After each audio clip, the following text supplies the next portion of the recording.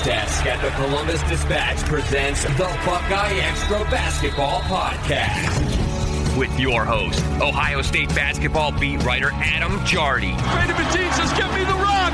Here it goes. Up and away. Slam jam bam. And now he does a little dance. Now, the BuckeyeXtra Basketball Podcast. Hello, everyone. This is Adam Jardy from the Columbus Dispatch. Today is, now it's Tuesday, November 4th, 2025. It's my official duty to welcome you into episode 505 of the BuckeyeXtra Men's Basketball Podcast. Welcome to Jubilation City. Boy, so many things to unpack there. 505. If you're not familiar with that song by the Arctic Monkeys, that is my absolute favorite song. You should go listen to that. I would listen to it tonight before I go to sleep, but it's 12:31 in the morning here, and I'm bringing you the first official post-game podcast for the 2025-26 Ohio State men's basketball season.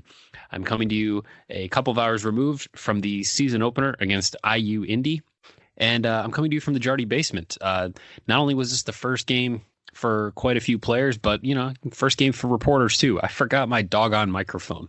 Left it at home. I was about 5 minutes from the arena when I realized that I was not going to be podcasting from the media workroom tonight because that microphone was sitting on my desk. So a little bit of a change in the workflow here. Got done with interviews, wrote a bunch of takeaways, tried to process what the heck we had just watched, and then packed up and drove home. I considered maybe just waking up in the morning and recording this, but I feel like I don't want to lose like the prisoner of the moment type of vibes that these post-game podcasts bring. So we're going to do this now. And it is a little bit removed from when I would normally be recording this. Maybe that's let a few thoughts marinate, but there's a lot here. We're probably not going to get to everything that we want to. And this might be a little bit scatterbrained, but there's really, I think, two main thoughts that come out of this game today. And simply reading off the final score, I think, underlines that. Your final from Value City Arena in the season opener, Ohio State 118, IU Indy 102. That's right. These two teams played basketball for 40 minutes. It took them 2 hours and 19 minutes to play the game, and they combined to score 220 points. And Ohio State won by 16. Buckeyes were never seriously threatened in this game. It was a 16-point lead at halftime, ended up being a 16-point win. IU Indy scored 24 seconds into the game. That was the only lead for the Jaguars. Ohio State came out blistering from the field, made its first 8 shots, 5 of which were threes, and the season was just kind of off and running from that point. But then everything got weird.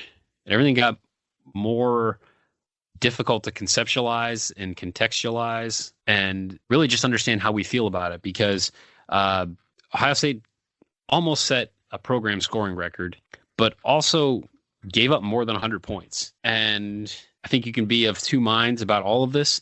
And I think that right off the top, I'm just going to say that, like, however you feel about the Ohio State defense after one game, I think is probably valid. We're going to talk about that in a moment. Let's look at some of these wild numbers. Ohio State in this game goes 34 of 54 from the floor. Buckeyes shot 63%. Ohio State made a program record 42 free throws. We saw history tonight, folks. 42 made free throws. The Buckeyes attempted 53 free throws. That was nearly a program record. It's like, I think, third all-time in Ohio State program history. And the Buckeyes came 3 points shy of the all-time record for most points in a game. Again, a lot of weird stuff. The most points in a season opener, most points in a game at Value City Arena. Ohio State individually had some big nights from a couple faces here. You had, Christoph Tilley had 28 and 9 in his official Ohio State debut, played 28 minutes. He had 28 points on 11 shots because he was 9 of 13 from the line.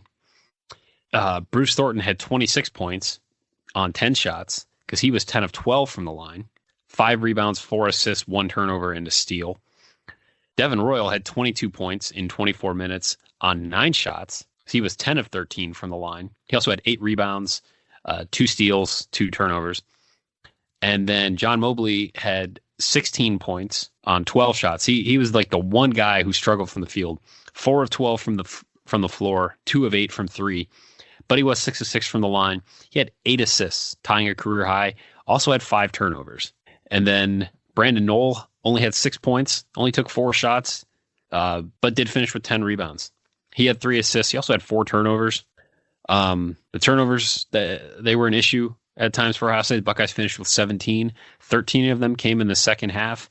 And the only reason that Ohio State did not set a new scoring record was that it did not take care of the ball well enough at times to do so. And when you come up 3 points short, you can look at going 8 of 22 from 3, 36.4%. But ultimately, Ohio State just turned it over a couple of times too many. Ohio State won this game by 16 points and took 22 fewer shots than IU Indy. The Jaguars were 38 of 76 from the field.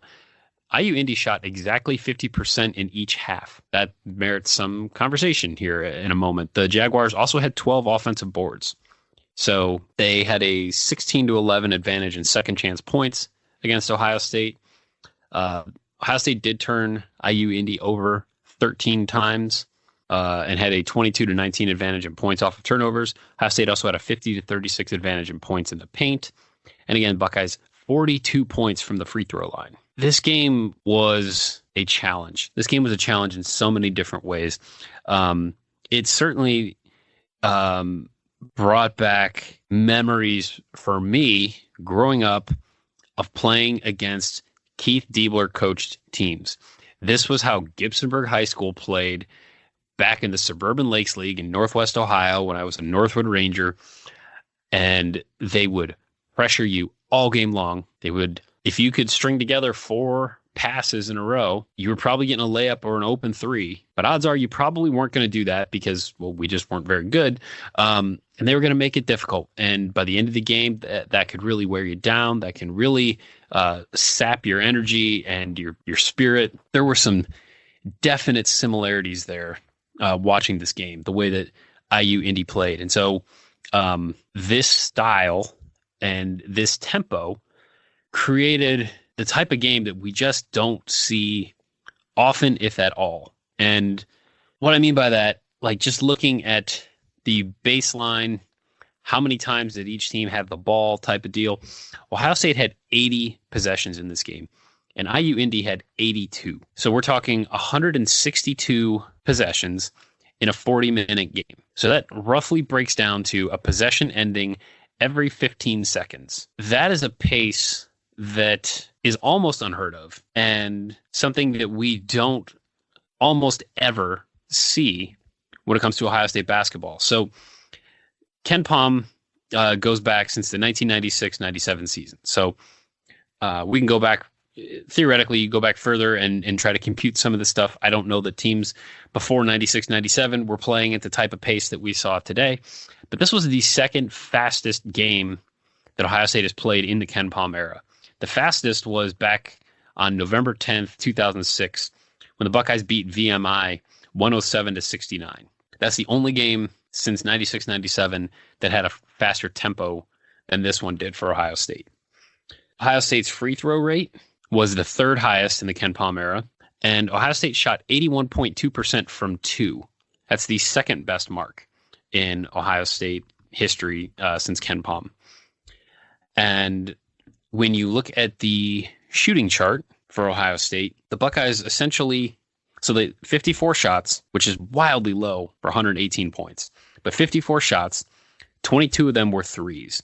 So that leaves you 32 shots that were taken from inside the 3-point line.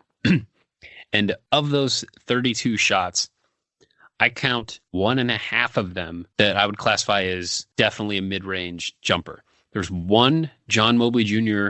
jump shot from between the foul line and the 3-point line. And there was a Devin Royal jumper from basically the right elbow I would say he was probably on the line, so it's, I don't know, technically probably not a shot in the paint. But otherwise, Ohio State's shot chart is entirely shots very close to the rim in the paint and three-pointers. The mid-range game is not expected to be a significant factor for this Ohio State team, and it did not impact their chances of winning one bit in this game. I just thought that was interesting, looking at that shot chart and lining that up with what I remember from watching the game, which was just that everything was either at the rim, very close to the rim, or from three. I'm going to expand on that in a minute, but before I do, I want to remind you, you can subscribe to the podcast on Apple, Spotify, YouTube, or wherever it is you enjoy your favorite podcasts. If you subscribe, you'll automatically get the newest ones just as soon as our man Patrick Flaherty, the Podfather, can grab them and publish them for you. While you're subscribing or downloading, please leave a review, please click 5 stars, and please consider telling a friend.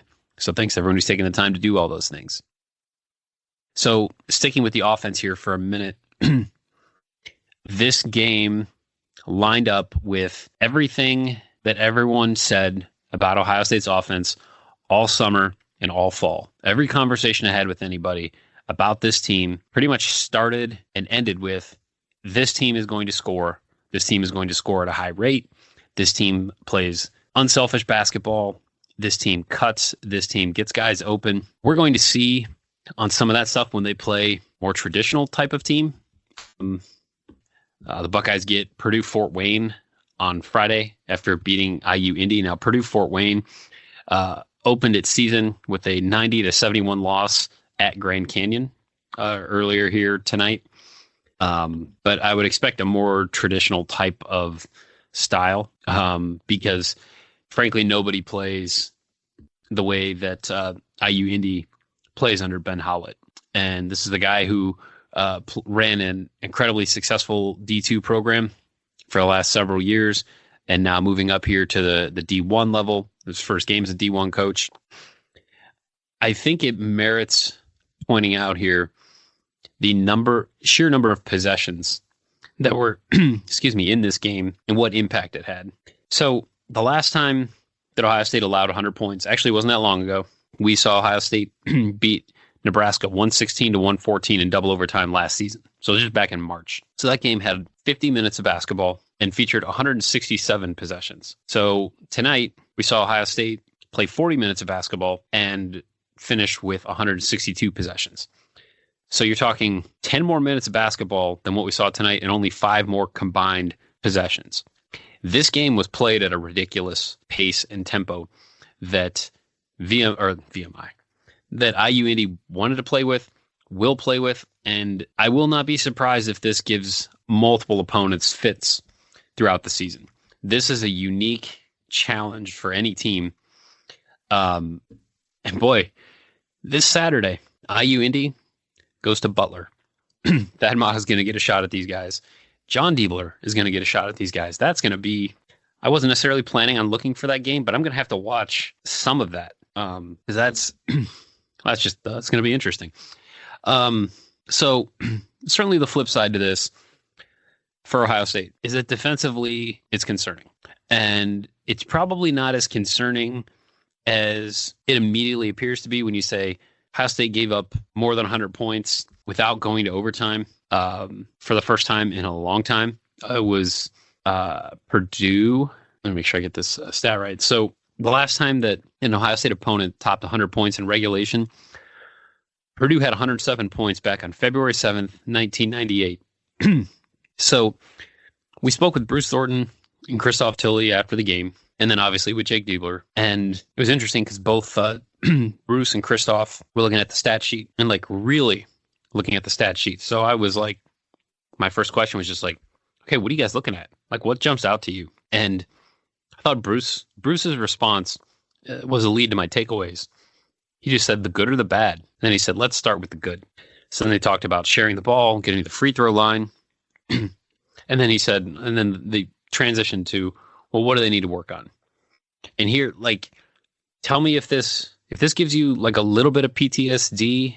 I don't want to be, that's probably not fair, but if this gives you flashbacks to Ohio State basketball press conferences of seasons past, here's what Bruce said.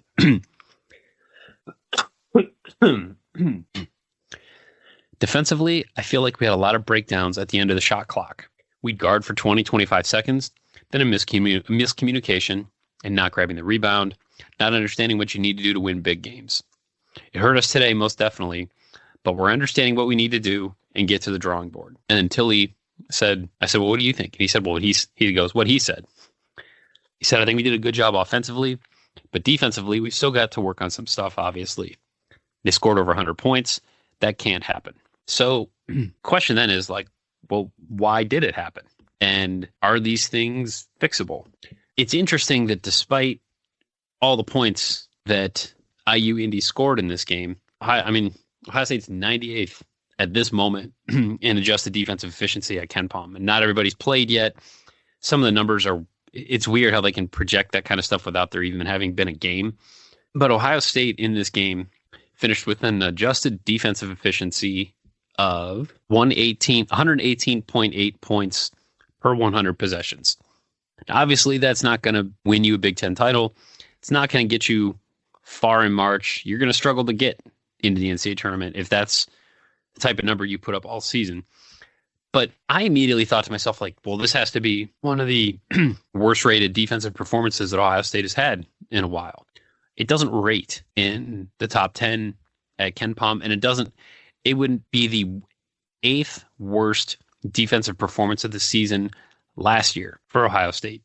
And that includes, like the double overtime game was significantly worse from a defensive efficiency rating. Ohio State was 129.4 in that game. So when you look at how many points Ohio State gave up, then you also look at how many possessions there were. It's still not above average, but it's also not as like dire as I think it felt. And certainly like watching this game, I came away from it validated with my belief in the offense, but also like a little bit more validated as well in my belief that like there might be some defensive things on this team that need significant work. And this is where I think if you want to feel one way about this defense or the other way, I think you are entirely valid after game one, because I think I can certainly point out that from an efficiency standpoint, this wasn't all that bad, and they've had a lot worse. And I think that's fine, and that's reasonable to try to sort of put it in perspective. But also doesn't change the fact that like it has to get better. And to me, it makes a game against Purdue Fort Wayne all the more intriguing to me, because I want to see what Ohio State's defense looks like when it's not playing a team that ends up with 82 possessions and that is getting a shot up is basically as soon as it can. And to the credit of the Jaguars, I did feel like there were a couple of moments throughout the game where they hit some tough shots. There were certainly some possessions where Ohio State played really solid defense, had a hand in someone's face, and they hit a floater. And what are you going to do? The Buckeyes also fouled on some threes, were late on some closeouts there, and had several possessions where they gave up multiple rebounds. And there was one that really sticks out in my mind in the third quarter, in the second half, where there's so many pages here. Missed three-pointer, offensive rebound, missed three-pointer, offensive rebound, three-pointer. That made it 103-90. There's about 5 minutes to go in the game at this point. Like we've seen those possessions with regularity from Ohio State in the last couple of years. And so I think it's one thing to give up the number of points that Ohio State did. And I think it's another thing to recognize some patterns that we've seen and to wonder then, will this team be different defensively? I kind of thought that like post game would be more, I thought it'd be less upbeat, I guess. And maybe this is just like, it's the first game and everyone's going to have things to iron out and everyone's going to have things to work on. And this team was a unique challenge, but I did think there would be a little bit more like, man, we have to get better defensively. Like that is just, whew. But that really wasn't the vibe from post game. And that left a little bit of an impression on me that like, they don't seem to be like, I can remember going back just this was my second year on the beat when my first year on the beat, Ohio State jumped out to a 2-0 record and then lost to Texas Arlington and then Louisiana Tech. And it was just a slog from there. That team went 21-14, was not good. And then the following year, all right, well, we apparently have a glitch here at KenPom, which is obviously unusual. So pause for 1 second while I figure this out. Okay, so I don't know at this moment what's going on at KenPom, but Ohio State began the 2016-17 season with a 78-68 win at the Naval Academy, which was an unbelievable experience. I actually got to spend like a whole day touring the Naval Academy with the program and like have a wild photo of like Micah Potter like manning a gunning platform and some really cool stuff there. But coming out of that game, it was like, yeah, they won, but like the vibes were not good. The post-game interviews were not good. I just remember like coming away from it like, I don't think they're super like confident that this is going to be a better season. And it kind of looked like it was going to be a better season for a hot minute, right up until Ohio State then lost to Florida Atlantic at home in overtime, and then things kind of went off the rails from there. So turned out that those early vibes were accurate. And I didn't feel that in this. And I don't like it was, I mean, Bruce Thornton and Christoph Tilley, like these guys have played a ton of college basketball. Like if they were more concerned, I think it would have come across. But again, like I think if you're watching this and you're saying like, man, that defense, like this is a tough first impression to overcome. And if you believe in this Ohio State team and what it can be, you are still, I think, wanting and needing to see something more in some of these other non-conference games in the early part of the schedule that would let you believe that the defense will be better and that this team will be able to get enough stops to make what does look like a pretty prolific offense be able to stand up. Now, a last point on this is that I did have multiple people ask me and point out online, like if this team gives up 102 to IU Indy, Purdue's going to score 150 or whatever. And my only counter to that, I think, is I'm not dismissing that thought because certainly you would project that a team like Purdue is going to have a better offense than the Jaguars here. But also Purdue's not going to get 82 possessions. And that to me is where if you tighten up just a couple of things, and if you continue to score at the rate that you're scoring at, if you're Ohio State, you still feel pretty good about where the season could be headed. But this was a tough defensive first impression. And it might ultimately be the kind of game where in 2 months we're writing about like, the defense, this and this and this. And if you throw out that first game that was unique and produced like X, Y, and Z, then the defense actually rates here. But that first matchup was just so different that it skewed the numbers for like, it's kind of like it might end up being like how sometimes you'll see Major League Baseball teams, cough, cough, Cleveland Guardians, will not put like a batting average up on the scoreboard in like May because somebody's hitting like a $120. And that by the end of the season, they're going to be hitting, it's the Guardians, we'll say 220, but like you'll see teams do things like that. And I wonder if like, because this is an early data point, if it becomes like the weird outlier, or if this really is just what the defense is. I'm inclined to think it will be a little bit better just because I don't think they're going to play another game with this many possessions, or a team that plays this type of style. The other interesting like little nugget to come out of all that is that we did see, I've spoken, I think, at length, or at least at various times, about how I don't know that we would see a whole lot of Bruce Thornton, John Mobley, and Gabe Cupps together, because I just didn't think that gives Ohio State enough size. And I will be surprised if we see those three together much in Big Ten play. But they did see decent playing time together in this game. And Gabe Cupps, interesting kind of stat line here, where he did play 18 minutes off the bench, did not take a shot, but got to the line, drew 4 fouls, and was 5 of 7 from the free throw line. So he finished with 5 points. He was credited with the turnover. He had a steal. I thought he was impactful. I thought he was pretty good, honestly, in the role of backup point guard, extra defender out there, tough nose, gritty, diving for loose balls type of stuff. Like for Ohio State's bench, I thought he gave them some stuff. Tough game for Ivan Yagovin. Only played 3.5 minutes. Just a tough matchup for him. And when they play smaller teams that are faster, I think we're just going to see less of him. Amari Bynum, the game looked like it was moving fast for him. Like he had a travel where he was wide open. Couldn't decide if he wanted to shoot it or dribble it or what, and moved his feet. Also, like he missed a 3-pointer, but he was like kind of a mid-range area, and he like dribbled back to the 3-point line and took the shot, and just not the best idea there. Ohio State as a team, again, start off 5 of 5 from 3, and then the rest of the way went 3 of 17. Just worth kind of noting that. Keep an eye on it. But Ohio State's bench as a whole didn't really do a whole lot. Like Colin White, we did see him. He played 6 minutes. He had 2 points.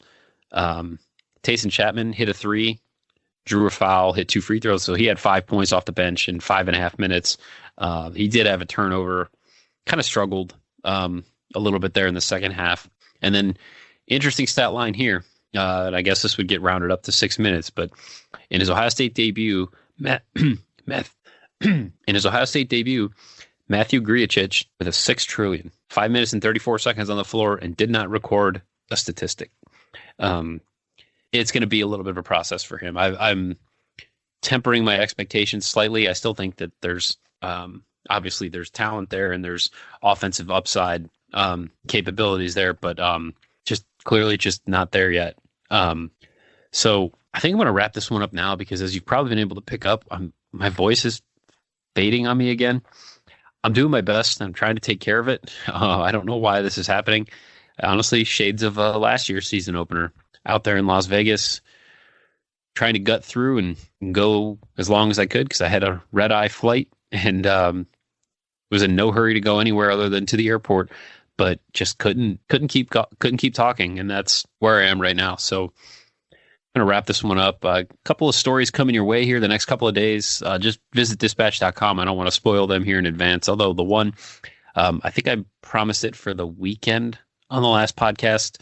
My story about Ryan Peden and the job he's doing at Illinois State, that'll actually publish here on Tuesday morning. So it's 1 a.m., a little after 1 a.m. now. A couple hours, it'll be live. So go check that out.